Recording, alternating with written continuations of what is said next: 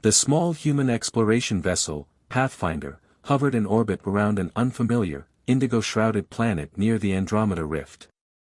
Dr. Sienna Mallory, the crew's psychologist, squinted at the view screen, her gaze drifting between the planet below and the ominous mass of alien ships ahead, each of them bristling with elegant, organic-looking weaponry that pulsed in eerie sync. They looked less like ships and more like living creatures held together by webs of liquid metal, ready to unleash something monstrous at the slightest provocation. Commander Elias Monroe, seasoned but ever curious, stood beside her, his fingers drumming a silent rhythm on his console. "You ever see anything like that, Sienna?" he asked, his voice a murmur, as though louder words might bring the Vorak's attention down upon them like a tidal wave. Sienna shook her head. "I don't think anyone has, Commander. The Vorak's reputation precedes them, though. They're not known for diplomacy." Commander Monroe let out a low, humorless chuckle. "Well, that's comforting." The Vorak, an enigmatic dominion that ruled swaths of Andromeda, were notorious for their ability to conquer without physical violence. It was said they could shatter entire civilizations with a mere projection of their psychic weapon, the Echo Sense, a psychic manipulation that could plunge their enemies into a twisted, inescapable pit of their own darkest fears. There were no weapons that could guard against the Vorak's mind-bending assault. As of yet, no one knew how to fight a terror that manifested from within. Just then, the ship's comm buzzed, and the face of their diplomat, Raj Patel, appeared on the small screen. His usually composed features were drawn tight with unease, though his tone remained steady. "Command, I've made contact. They're accepting of the diplomatic pretense. But their leader wants an immediate face-to-face." Commander Monroe raised an eyebrow. That was fast. No preamble.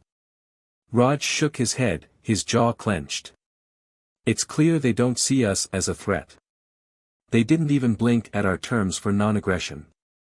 I'd say they see us as insignificant." A flicker of something ignited in Monroe's eyes. "All right. Let's show them what insignificant can mean. Raj, Dr. Mallory, you're both with me. Prep for transport." Moments later, Monroe, Sienna, and Raj stepped into the dim, pulsing interior of a Vorak warship. The floor under their feet thrummed with an energy that felt oddly alive. Their surroundings were shadowed, walls seemingly constructed of interwoven fibers that emitted faint pulses of a bioluminescent glow. An unsettling quiet hung in the air, amplifying the sense of being surrounded by something predatory and ancient. The Vorak emissary approached, flanked by two towering guards. His skin was a silvery blue, a textured, metallic surface that caught the light like scales underwater. His eyes, hollow and pitch black, assessed each human with an intensity that felt as invasive as an X-ray. "I am Vorak High Executor, Kether." His voice slid through their minds without moving his lips. His tone carried an innate arrogance that left no room for questions. "I must understand why you are here. You are human, creatures I find both curious and disappointing." Raj took a controlled breath, choosing his words carefully. "Executor Kether, we are here on a mission of exploration. We've come in peace, hoping to learn and exchange knowledge between our peoples." Kether's lips curled into a sneer, a strange expression that seemed almost foreign to his face. "Exchange? Knowledge? You flatter yourselves." His eyes glinted as he took a step closer. "You are simple creatures, governed by emotion. Vulnerable. It is almost insulting that you think you can face the Vorak." Raj opened his mouth to respond, but before he could speak, a strange vibration filled the air, seeping through their minds like icy fingers. Sienna felt the hairs on the back of her neck rise as the echo of her own childhood fears suddenly resonated within her, a forgotten moment when she'd been lost in a dark forest, the oppressive weight of endless trees and shadows swallowing her young mind. She forced herself to breathe steadily, but the memory was searing, vivid in a way she'd never experienced before. Monroe's face paled, his body stiffening as shadows flickered across his eyes. They all felt it, the Vorak's echo sense, a whisper of old fears amplified into something visceral. Kether's face betrayed a cold satisfaction as he watched their reactions. "You see," he said. "We need no weapons. Fear is the true blade, and your species is ripe with it." But Monroe's voice cut through the oppressive silence, steady and unyielding. "You think fear is all it takes to break us? You may see our memories, but you don't understand what they mean to us. Those shadows you pulled from us, they're what made us stronger." A flicker of surprise passed through Kether's eyes, but he quickly suppressed it, his expression turning steely. "Strength? How quaint. Perhaps we should test your endurance. For curiosity's sake." Before they could respond, the atmosphere thickened, an almost physical weight pressing down on them as Kether amplified the echo sense. Images flooded their minds with renewed intensity. Raj saw a vision of his brother in a hospital bed, the memory of his own helplessness and guilt twisting into something dark and sinister. Sienna was once again lost, wandering in that same childhood forest, but now the trees were towering, monstrous things, reaching for her, closing in. Monroe faced the memory of a failed rescue mission, his guilt and self-doubt morphing into a sense of drowning, his lungs tightening as though the air had been ripped away. But the humans held firm. Sienna focused on her breathing, centering herself, reminding herself that this was a memory, nothing more. Raj clenched his fists, grounding himself in the present, recalling the peace he'd made with his brother's death, the strength he'd drawn from that pain. Monroe fought against the crushing sense of guilt, remembering the lives he had saved, the victories he had won since. They each reached within, pulling themselves back from the brink. Kether's expression shifted, a faint crack in his cool, superior facade as he saw his influence waver. These humans, they did not break. They clung to their fear, embracing it, absorbing it. They were transforming it into something he couldn't understand. "It's a funny thing," Sienna spoke, her voice calm yet laced with defiance, "how our fears make us who we are. We've faced them before, and we will face them again." Kether hissed, his control slipping further. His guards shifted uneasily, glancing at each other, their movements betraying a hint of confusion. The humans should have been incapacitated by now, their minds shattered, pleading for mercy. Instead, these frail creatures stood before him, drawing strength from the very fears he thought would consume them. Raj took a step forward, defying the tension pressing against him. "We are not afraid of fear itself, Kether. We carry our past with us, and it strengthens us. You underestimate what that means." Kether's psychic hold weakened as disbelief crept into his eyes. For the first time, the Vorak High Executor seemed to falter, struggling to reconcile the indomitable resolve he saw in the humans with the weakness he'd expected. Without another word, he gestured to his guards, the echo of his psychic assault dissipating into silence. The humans straightened, sharing a look of silent resolve as Kether regarded them, his arrogance fractured. This was far from over, but in that moment, the humans knew they had planted a seed of doubt in the Vorak, one they intended to nurture into something much, much bigger. The Vorak High Executor Kether stood in the shadows of the Vorak warship's inner sanctum, watching as his guards activated a series of translucent screens. On each display, the humans from Pathfinder appeared in isolation, captured within their quarters on the Vorak vessel, their emotions recorded in real time. Kether's mind churned, reeling with disbelief as he reviewed the footage. He was certain their echo sense projection had revealed all there was to know about these strange creatures. Instead, they had left him with more questions than answers. "Executor," murmured one of his advisors, a Vorak named Syriac, who regarded the screens with a mixture of disdain and curiosity. "These humans are unlike any others we have encountered. Their resilience is disturbing." Kether's jaw clenched as he focused on the screen displaying Commander Monroe. The man was sitting cross-legged on the floor of his containment cell, a faint, amused smile on his face, as though he were merely enduring a slightly uncomfortable waiting room instead of the prison of a feared dominion. The other humans, too, showed signs of calm. Not one was cowering. Not one seemed defeated. Increase the amplitude of the echo sense, Kether ordered, his voice barely above a whisper. Let us see how long this resilience holds. Meanwhile, Commander Monroe sat in silence, his thoughts quietly ticking over. He was painfully aware of the unspoken connection between himself and his team. There were no direct communications permitted, but he knew, instinctively, that each of his crew would be handling their situation in their own way. And knowing them was his strength.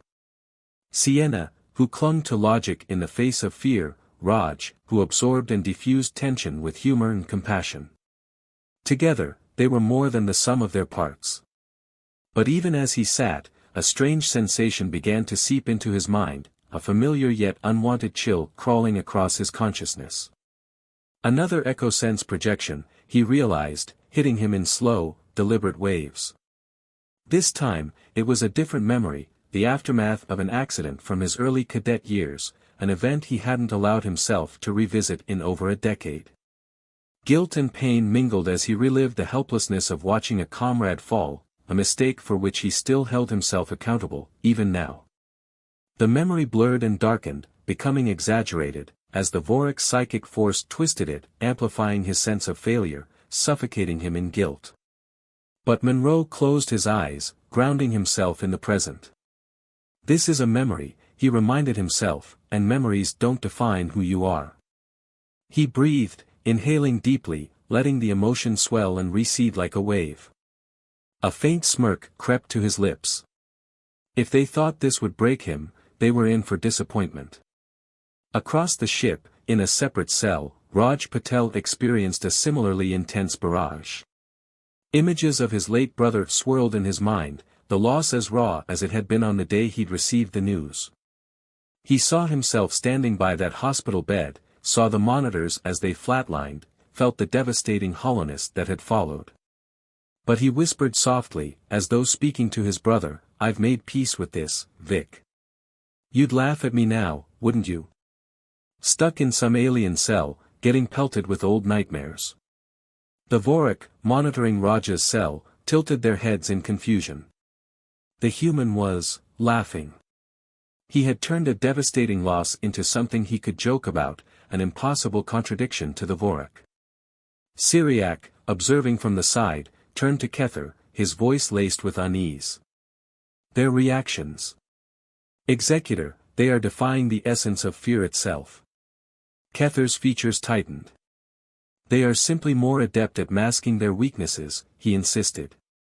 But his gaze betrayed the first cracks of doubt. Then, Sienna's cell erupted with a fresh projection. She saw herself in that childhood forest again, the shadows stretching like fingers across the forest floor, enveloping her. But this time, she didn't fight it. She stood still, acknowledging the fear, but refusing to succumb.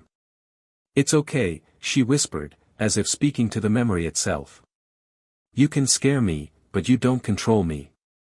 Her voice was calm, as though she were negotiating with the darkness itself. Watching her reaction, Kether was struck by a sensation he rarely felt, confusion. What kind of species was this? How could they withstand the Vorik's strongest mental attack without crumbling? Each time he amplified the echo sense, each time he dug deeper into their memories, they seemed to turn the darkness into a source of strength. Determined to understand, Kether entered Raj's cell. He loomed over the human, his silver skin refracting the dim light. Raj looked up, his expression unreadable but unwavering. Kether regarded him as one might a fascinating but poisonous creature. What are you? Kether demanded, his voice thick with frustration. Raj took a slow breath, measuring his words. We're human, he said simply. We aren't immune to fear, if that's what you're asking. But we've learned to live with it. Maybe even learned from it. Kether's brows drew together in consternation. Fear is a poison, wound upon the mind. It destroys and degrades. No one is above it. Maybe, Raj replied, his voice calm. But we're different. We take our scars, our wounds, and we learn how to heal from them. Maybe not perfectly. But we keep going. Our species has faced extinction, disasters, wars, and somehow, we're still here. Kether studied him, a flicker of recognition dawning, like a half-formed thought he couldn't quite grasp. But it was Sienna's voice that reached him next. From her cell, she was speaking softly, her words a thread drifting into his consciousness, like a whisper carried on the wind. You see fear as a weapon, she said, her voice low and steady. But it's also a teacher. It's taught us how to find strength in each other, how to turn to one another when we're afraid. You don't understand that, do you? You don't see fear as a bond. The Vorik guards shifted uncomfortably, their dark, empty eyes unable to mask the confusion creeping into their expressions. Their entire society was built on the belief that fear separated the strong from the weak, a chasm that could only be filled by domination. The idea that fear could bind, could unite, it was an impossibility. Kether's composure faltered. He backed away from Raj, unable to fully comprehend the strange resilience he was witnessing. You are an anomaly, he said, his voice wavering with an unfamiliar strain. A peculiar defect in the laws of strength and weakness. Raj chuckled softly. Defects can be pretty powerful, it turns out. With each passing moment, the Vorik's grip on their perception seemed to weaken. Monroe, Sienna, and Raj, isolated yet unified in their silent defiance, felt the shift in the air, a fraying, as though the Vorik themselves were beginning to doubt the strength of their own power. Kether spun on his heel, frustration clawing at him as he exited Raj's cell and returned to the control chamber. He had underestimated these humans, believing their emotions were merely chinks in an otherwise weak armor. Now, he was beginning to see that these very emotions had formed a kind of shield he had no way to penetrate. Syriac approached him, his voice a murmur. Executor, perhaps we should recalibrate. There are weaknesses here we have not yet explored. But Kether raised a hand, silencing him. No, he said, his voice cold. They are not what I expected, but they will break. I refuse to believe there is any power in vulnerability. As he spoke, the humans sat in silence in their respective cells, unbroken yet deeply aware that they had given Kether more to fear than he could understand. And though they didn't know it yet, they had already planted the seeds of something irreversible. The Vorik worship pulsed with a strange, ambient hum, like the breathing of a giant creature preparing for a hunt. The human crew, confined to their cells, could feel the atmosphere thickening, an almost tangible pressure that pricked at their minds, a foreshadowing of something darker and more insidious. Sienna glanced at the cell's walls, tracing the faint, pulsing glow with a sense of quiet foreboding. She'd faced the Vorik's echo sense twice now, and while she'd held her ground, something told her that the Vorik had yet to unleash the full measure of their capabilities. In his cell, Commander Monroe felt it too, a prickling at the edges of his awareness. He closed his eyes, focusing inward, calling to mind his team's faces. Sienna, always so composed yet carrying a deep empathy that he knew would be tested. Raj, whose humor masked a heart willing to bear burdens far heavier than anyone should. He breathed deeply, bracing himself for what was to come, steeling his mind in the only way he knew how, by preparing to endure whatever was thrown his way. In the dim control chamber, Kether stood among his advisors, his mind taut with determination and a glimmer of something uncharacteristic, doubt. These humans had resisted the Vorik's most reliable weapon, had shown a strength that defied all logic, and he could not allow that affront to stand. He would remind them of their place in the galaxy. The humans would break, and the Vorik would be the ones to shatter them. Prepare the fear storm, he commanded, his voice resonant and sharp. Syriac, standing at his side, hesitated. Executor, Syriac murmured, his tone edged with unease. The fear storm is a weapon of desperation. We have used it only against species with more substantial threats. Kether's gaze darkened. These humans have defied us, Syriac. They have shown resilience that cannot be ignored. We will unleash every memory, every collected terror from our conquests. They will be consumed by the darkest moments of 1,000 worlds. Syriac nodded, though a flicker of uncertainty lingered in his expression as he initiated the sequence. The ship's inner walls trembled, glowing in vibrant shades of violet and blue as stored echoes, traumatic memories captured from fallen enemies across the galaxy, coalesced, forming a torrent of pure, amplified fear. Every Vorak on board stiffened, a collective silence blanketing them as the echoes surged to the human cells. Sienna felt the wave hit her mind like an ocean crashing against fragile shorelines. This time, there was no single memory, instead, a storm of horrors engulfed her, vivid images and sensations that twisted and blended into one relentless nightmare. She saw fires consuming entire cities, the screams of alien species caught in their final, futile fight against the Vorak. She could feel the despair of every soul whose final moments were trapped within the echo sense. The Vorak had captured these memories to weaponize them, and now, every ounce of horror was being poured directly into her mind. Sienna's breath came in shallow gasps, her vision blurring as the onslaught grew, a seemingly endless cascade of pain and loss. But somewhere in the torrent, she held on. She focused on a single memory, her grandmother's face, weathered and kind, telling stories of her ancestors who had survived despite everything. Sienna clung to it, grounding herself in that tiny piece of her humanity, a talisman of comfort amidst a world of fear. Her heartbeat steadied, and the torrent weakened. Across the ship, Raj was not faring much better. The Vorak's fear storm had wrapped itself around his mind, flooding him with flashes of despair and helplessness, visions of entire species wiped from existence. But Raj had grown up knowing loss, and he whispered to himself, reminding himself of his own truth. "This isn't me," he murmured. "These aren't my fears." He recalled his brother's laugh, how it had always cut through his own sadness, turning even their darkest moments into something they could endure together. The memory was his shield, and with each beat of his heart, the storm began to ease, the torrent splintering around his resilience.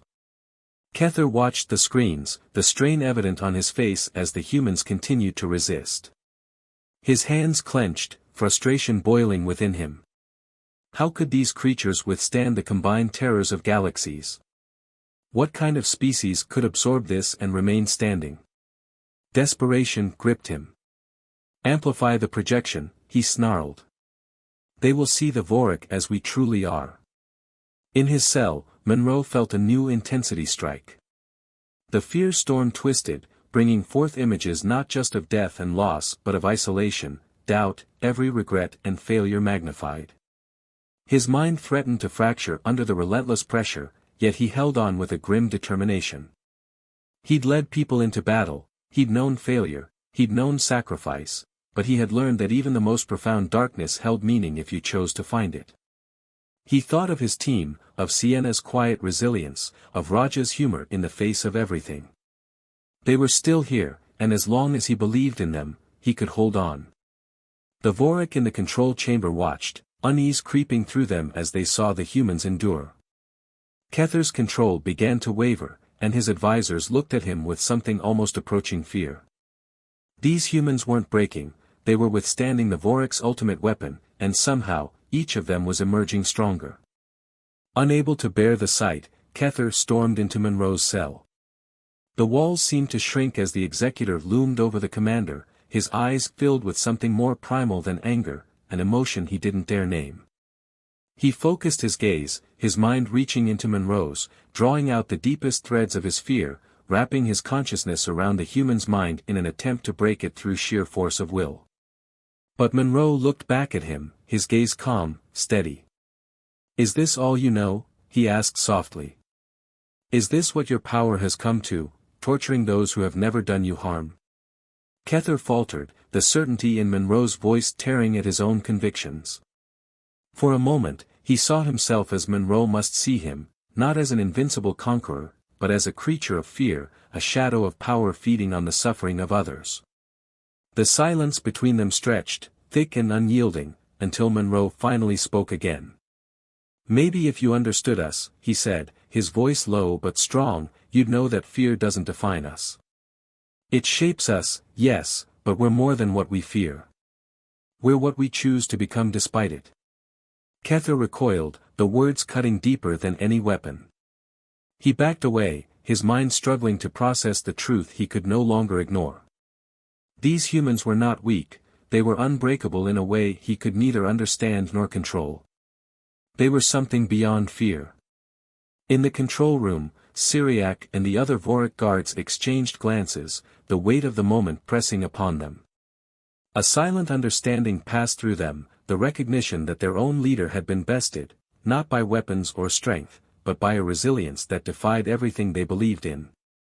Kether staggered out of the cell, a shadow of himself, his gaze hollow and disoriented. He gave the order, barely audible, to deactivate the fear storm. For the first time in Vorik history, the echo sense had failed. The silence in the Vorik worship was unsettling. Where once there had been the persistent hum of psychic projections and the faint, pulsing glow of the Vorik's alien technology, there was now only a void. The fear storm had been deactivated, the echoes of countless conquered species silenced, leaving a profound stillness in its wake. It was a silence that spoke of failure, an absence heavy with the weight of something unexpected and nearly incomprehensible, doubt. Commander Monroe, still seated cross-legged in his cell, felt the change ripple through the ship. He could sense, even without seeing it, that something fundamental had shifted. The oppressive psychic energy that had clung to the ship like a fog had thinned, replaced by something raw, something hesitant. He exchanged a silent nod with his reflection in the cell's faintly reflective walls, a private acknowledgement that they had reached a point the Vorik likely never thought possible. A soft chime echoed, and Monroe's cell door slid open with a muted hiss. He rose to his feet slowly, tension threading through his body as he stepped into the corridor. Two Vorik guards, their faces unreadable but their movements almost hesitant, gestured for him to follow. As he walked, he spotted Sienna and Raj exiting their own cells further down the corridor. The relief in their eyes as they caught sight of one another was mutual, but there was no time to talk.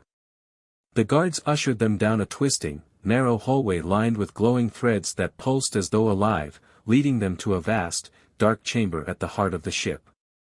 At the center stood High Executor Kether, alone, his tall, silver-blue form casting sharp shadows beneath the dim, bioluminescent light. His face was a mask of tension, his gaze fixed on the humans with an intensity that revealed a storm of thoughts beneath his controlled expression. Monroe stepped forward, his posture calm but unyielding. "You summoned us, Executor," he said, the authority in his voice clear despite the odds they'd faced. They were in the heart of Vorik territory, but Monroe's stance was one of quiet command, a reminder that even here, they were not powerless. Kether's gaze bore into him, and for a moment, he said nothing. When he finally spoke, his voice carried a weight that Monroe hadn't heard before, a strange hesitancy that suggested more than reluctance, a vulnerability. "I do not understand you," Kether said, his tone devoid of its usual edge. "We have conquered hundreds of worlds, shattered the minds of creatures far more powerful than yours. And yet you remain," he hesitated, struggling with the words. "Unbroken." Sienna met Kether's gaze, her voice gentle but firm. "We're not unbroken, Kether. We're just, not ruled by fear. Fear doesn't diminish us, it connects us, reminds us that we aren't alone in our struggle. It's not a weakness to us. It's a part of who we are." Kether's face darkened as he struggled with this concept, his mind wrestling with the implications of her words. "We have always believed fear separates the strong from the weak," he said, his voice wavering with the remnants of a conviction that had governed his species for centuries. "It is, the way of the Vorik. To rule by fear, to survive by it. It is what we have always known." Raj stepped forward, his expression softer, empathetic in a way that momentarily startled the Vorik guards. "Maybe it's what you've known, but it doesn't have to be what you choose. You said it yourself, Kether, you rule by fear. But what if there's a different way?" Kether's eyes narrowed. He was not used to such insolence, and yet the question lingered in his mind, unsettling him. His mind flashed to the moments he had spent watching these humans endure his people's most potent weapon, resisting the horrors his species had mastered. It was something that, deep down, terrified him. They were not immune to fear, they had simply learned to live with it, to transcend it. But if we cannot dominate, what remains for us? Kether's voice was quieter now, the arrogance stripped away, leaving behind a vulnerability that few Vorik had ever shown. Without fear, what power do we have? Sienna took a step closer, her expression gentle but unflinching. Power isn't just about dominating others. It's about understanding, connection. Empathy isn't a weakness, it's a kind of strength. When we confront our own fears, we learn about ourselves, and that helps us understand others too. Maybe, that's a lesson your people haven't learned yet. Kether's gaze dropped, and for the first time, he looked, uncertain. Vulnerable. He glanced over his shoulder at his advisors, who stood silently, their postures rigid as they processed this exchange. The Vorik, conquerors of galaxies, were caught in a moment of silent reckoning, facing something they had never anticipated. Then, if fear is not enough, what is left? He asked, his voice barely audible, as though the question itself were a dangerous heresy. Monroe's voice was steady, reassuring. Respect. Cooperation. A willingness to understand others as equals. He looked around the room, his gaze settling on each Vorik present, his words directed to them as much as to Kether. It's not easy. It's a choice. But if your people chose that path, there's no telling how much stronger you might become. Not through domination, but through true alliance. The silence that followed was profound. The Vorik guards exchanged glances, and even Syriac's mask of disdain softened, replaced by a flicker of curiosity. Kether stood motionless, his mind churning as he considered the path laid before him, one that went against everything he had ever known. But something within him shifted, a spark of a possibility he had never considered. If we were to learn from you, to understand this strength, he murmured, would you be willing to show us? To share this power? The three humans exchanged a look, a silent understanding passing between them. Raj gave a slight nod, his voice gentle but resolute. We're willing to try, Kether. But it has to be a choice your people make, together. It's not something we can force. Kether's shoulders sagged, the weight of generations pressing down upon him as he turned to his advisors. A ripple of uncertainty spread through them, but there was something else too, a glimmer of curiosity, a faint flicker of hope. They had seen the humans endure what no species had before, had watched them turn pain into strength, fear into connection. And in that moment, something within the Vorik shifted. Slowly, Kether inclined his head, a gesture that, though small, held the weight of an empire behind it. Then we will consider this path. For the first time, we will question what we have always known. The humans felt a profound sense of relief, a quiet triumph that resonated deeper than any victory won by force.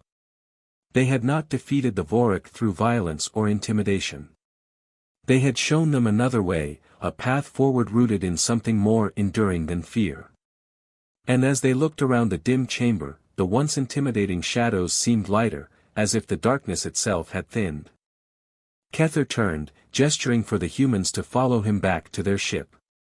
As they walked, there was a strange camaraderie in the silence between them, an unspoken acknowledgement that they had bridged a chasm between worlds, one they had never thought possible. And as they boarded Pathfinder, the humans left the Vorik with more than they had arrived with. They had planted a seed, a spark that would continue to grow, a small ember of understanding that might one day transform an entire species.